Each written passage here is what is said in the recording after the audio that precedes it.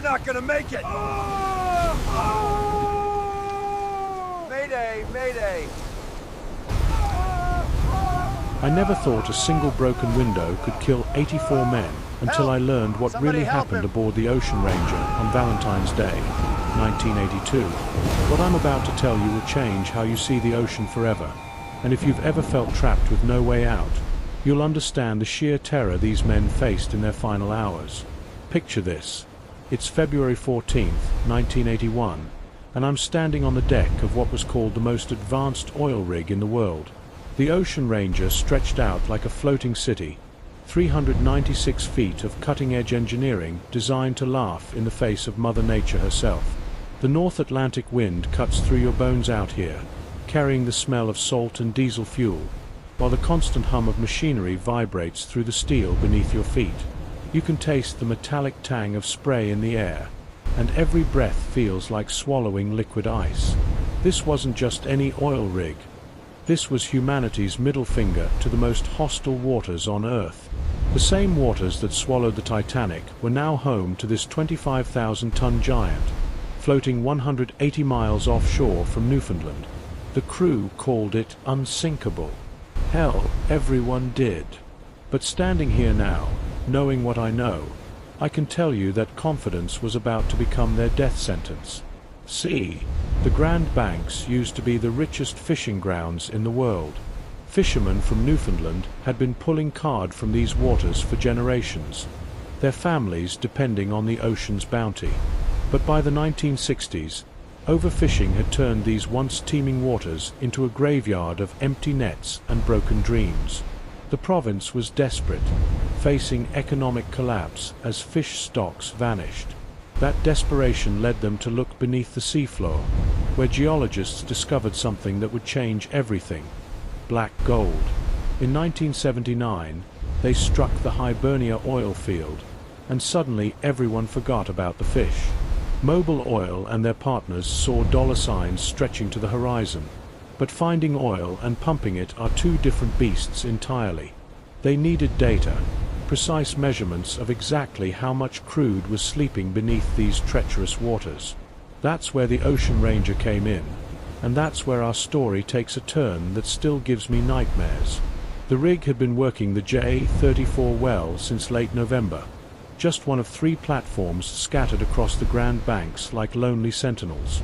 The Sedco 706 and Zapata Ugland were nearby, close enough that their crews could share weather reports and the occasional joke over the radio. But what none of them realized was that they were all sitting ducks, floating targets in nature's crosshairs. By Sunday, February 14th, 1982, the weather reports were painting a picture that would make seasoned sailors nervous. A massive Atlantic hurricane was spawning a winter storm that meteorologists described as a weather bomb. Winds up to 90 knots and waves exceeding 37 feet. But here's what I learned that chills me to the bone. The Ocean Ranger's crew had weathered over 50 storms since 1976. This was supposed to be just another rough night at sea. But what happened next changed everything. Around 7 p.m., reality came knocking with the force of a freight train. The Sedco 706, just miles away, took a direct hit from what sailors call a rogue wave, a wall of water that defies all logic and prediction. This monster surge didn't just splash over the deck. It tore away a life raft like it was made of paper. The radio crackled with damage reports, but on the Ocean Ranger, the crew figured they were riding it out just fine. That confidence lasted exactly 1 hour. At 8 p.m., the ocean delivered a knockout punch that would seal the fate of every soul aboard. A massive wave, easily 60 feet of pure Atlantic fury, slammed into the rig's superstructure and found the one weak spot nobody had thought to worry about: a porthole window in the ballast control room, sitting 28 feet above the waterline. The sound of that window exploding inward must have been like a gunshot in the chaos of the storm. And in that instant, the North Atlantic Ocean had found its way into the heart of the Ocean Ranger's nervous system. Seawater came rushing in like a liquid nightmare, soaking the console that controlled the rig's entire ballast system. Picture the most sophisticated computer you can imagine. Then imagine dumping a bucket of salt water on it during the storm of the century. Sparks flew, lights flickered, and suddenly the brain that kept this floating city stable was having a seizure. The ballast control room was supposed to be the safest place on the rig, the nerve center where a single operator could fine-tune the platform's position with surgical precision. But it had one fatal flaw that the engineers never considered. It wasn't built to get wet. And now, with Atlantic seawater shorting out circuits and corroding connections, the system that kept 84 men alive was going haywire. What the crew discovered next would haunt me forever. The control panel's lights were flashing like a slot machine, red and green indicators dancing between open and closed positions. The valves were opening and closing by themselves, and if those readings were accurate, seawater was flooding into the portside ballast tanks. In a storm like this, even a small list could become a death spiral. The crew moved fast, cutting power to prevent electrocution, but that created a new nightmare. Without power, they had no way to control the valves, and some of them were stuck open. For almost an hour, they searched for the master kill switch, finally finding it buried in the rig's electrical systems. By 9 p.m., they'd shut everything down and radioed the other rigs with what sounded like relief in their voices. Situation handled, but that relief was an illusion, and what happened next proves that sometimes the cure is worse than the disease. For the next 3 hours, everything seemed stable. The Ocean Ranger continued normal radio chatter with its neighbors, discussing weather conditions and sharing updates. The storm was still raging, waves now reaching 65 feet, winds howling like banshees, but the rig appeared to be riding it out. The crew probably thought they'd dodged a bullet. They had no idea they were about to pull the trigger themselves. Close to midnight, someone made a decision that would haunt the North Atlantic forever. For reasons that investigators still debate, they turned the power back on.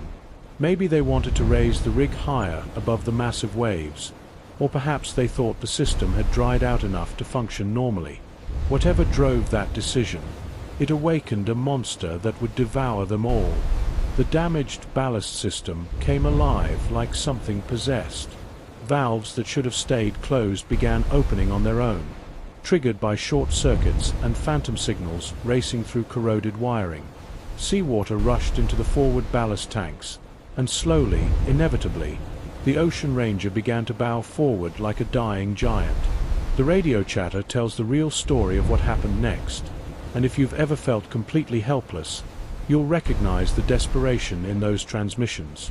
"We're listing," came the reports, trying to shut the system down. But every time they cut the power, those critical few seconds it took for the valves to close allowed thousands more gallons of icy Atlantic water to flood in. Here's where the nightmare became truly horrific. The normal solution to a forward list would be to pump the water back out using pumps at the rear of the rig.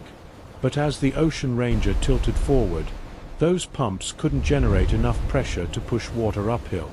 They were fighting gravity with machinery that wasn't designed for the battle. There was another option, transferring water from the bow to the middle tanks. But incredibly, no one on board knew how to do it.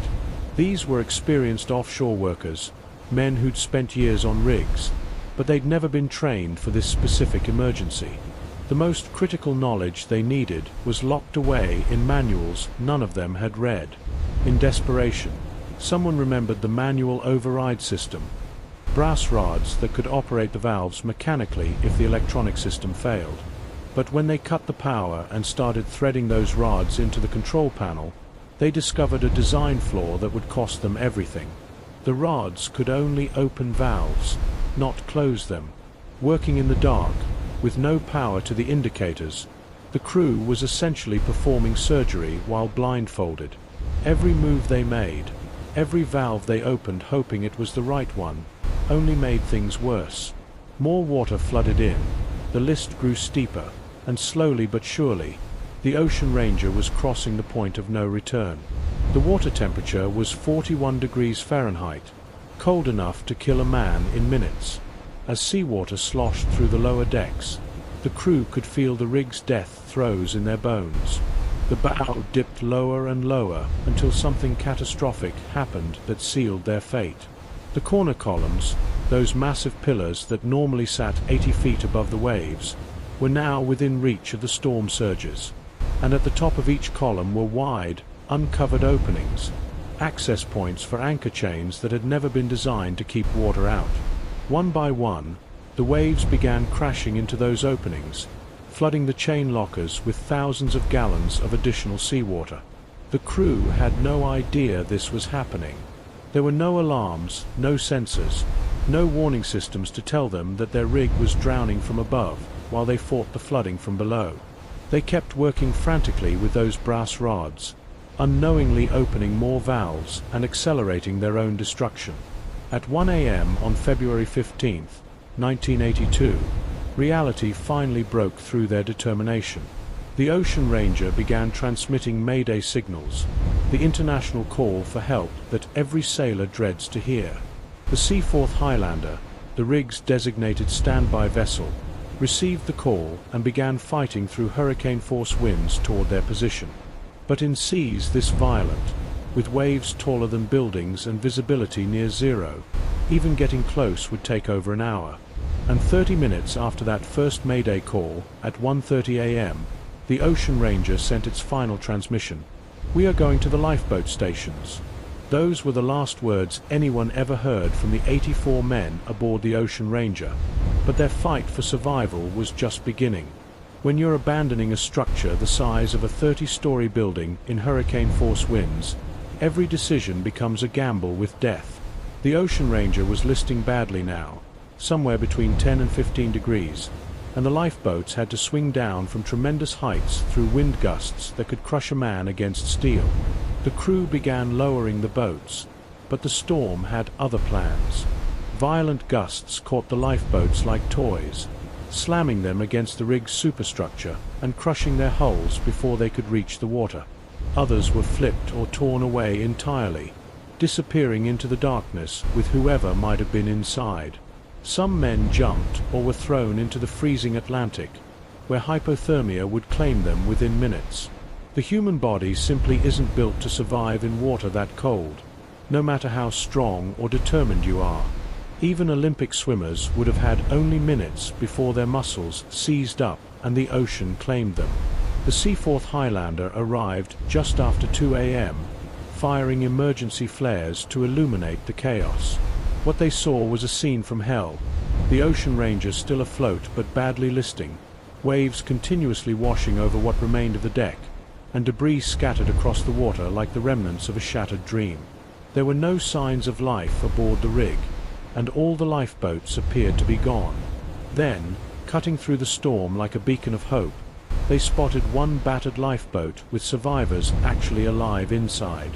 The Highlander's crew fought through the waves, throwing lines and maneuvering close enough to attempt a rescue. For one brief, shining moment, it looked like at least some of the Ocean Ranger's crew would make it home alive. But the North Atlantic wasn't finished with them yet. A massive swell rose like a liquid mountain and rolled the lifeboat over, dumping everyone into the killing cold of the ocean. The Highlander's crew tried desperately to pull the men from the water, but the waves kept beating them back. One of the ship's officers got within feet of a survivor before another wave snapped the rescue line like thread. The upturned lifeboat drifted off into the night, and it was never seen again. Other support vessels arrived shortly after, but the conditions were beyond brutal. By 2:45 a.m., the Ocean Ranger was barely visible above the waves, and at 3:10 a.m., it vanished from radar completely. In less than 8 hours, the most advanced semi-submersible oil rig in the world had become a tomb for 84 men. Search and rescue efforts continued for days, but the ocean had claimed its prize. Only 22 bodies were ever recovered, and autopsies confirmed what everyone already knew. They had drowned in hypothermic conditions. The other 62 men remained somewhere on the floor of the North Atlantic, their families left to mourn without even a grave to visit. But here's what haunts me most about this tragedy. It didn't have to happen. The investigation revealed a cascade of failures that turned a manageable emergency into a mass casualty event. The ballast control operators had no formal training, just a few weeks shadowing experienced workers. One operator had been on the job for only 12 weeks before being put in charge of the rig's stability. There were no written emergency procedures for ballast system failure, no simulated emergencies in training, no backup systems for critical controls. The crew was essentially winging it during the worst storm in years, and their lack of knowledge killed them all. The broken porthole, the flooded chain lockers, the manual override rods that could only make things worse. These were design flaws that investigators called disasters waiting to happen. The Ocean Ranger was supposed to be unsinkable, but it was actually a death trap disguised as cutting-edge technology. In 1983, a Dutch salvage company raised what remained of the Ocean Ranger from the ocean floor and resunk it in deeper waters to eliminate the navigation hazard.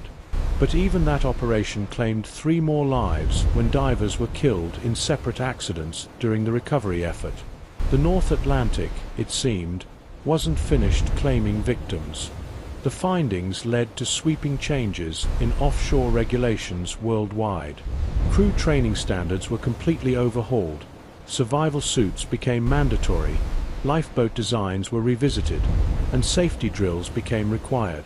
Most importantly, no critical system could rely on a single point of failure ever again.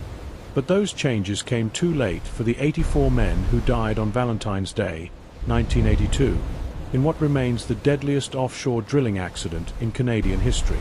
Their sacrifice changed an entire industry, but I can't help wondering how many of them would still be alive today if someone had just thought to make that ballast control room waterproof. The Ocean Ranger now rests somewhere in the deep waters of the North Atlantic, a steel monument to human ambition and the unforgiving nature of the sea. But its real memorial lives in the safety regulations that protect offshore workers today, written in the blood of men who faced the worst place in the world to be stranded and paid the ultimate price for our energy needs. If this story has affected you the way it affected me, drop "remember" in the comments below. And if you know someone who works offshore or has family in the oil industry, share this video with them, because the lessons of the Ocean Ranger are too important to forget.